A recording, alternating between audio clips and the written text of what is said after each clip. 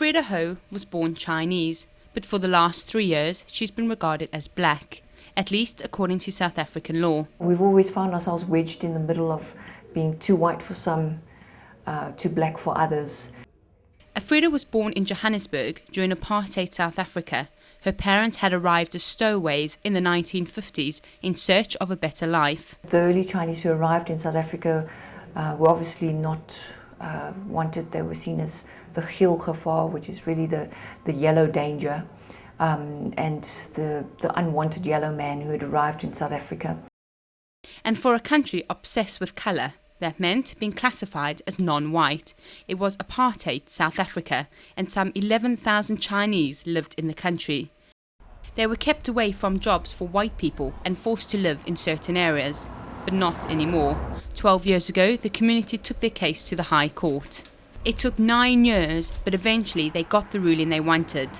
Black in the eyes of the law, with more economic opportunities. So the whole idea is to give them preferential treatment for a period of time, not forever, for a period of time, so that they can up the standards and be able to compete with other people. We're trying to right the imbalances of the past, putting people on the same field so that they can compete properly like everybody else.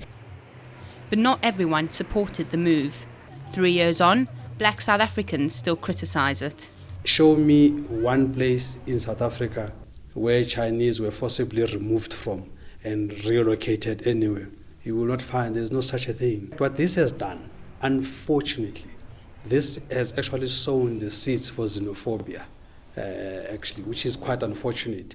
A lot of people that never had issues with Chinese are now beginning to say, wait a minute, these people are here to eat my lunch. I think it's a bit of a joke because I'm white, so I'm left out of it all. They were not in the township. You know, they've always been into the suburbs, you know, always had better places to hide. At the end of the day, the move's probably more symbolic than anything else. Most Chinese in South Africa have their own shops and restaurants and have always relied on one another for support. Over the years, small Chinatowns like this one have sprung up across the country. I think it made a huge difference, like I said, in terms of affirming the social historical context of where the Chinese came. I think it was finally saying, yes, we were a group that was discriminated against under apartheid. And so in a country where once everything was described by race, the debate continues. Whether or not classifying Chinese as black was a step in the right direction. South Africa is trying to rid itself of its racist past. But the problem is that by still classifying people according to their skin colour, the country runs the risk of remaining trapped in a cycle of racism that once defined it. Hayley Sleer, Channel News Asia, Johannesburg, South Africa.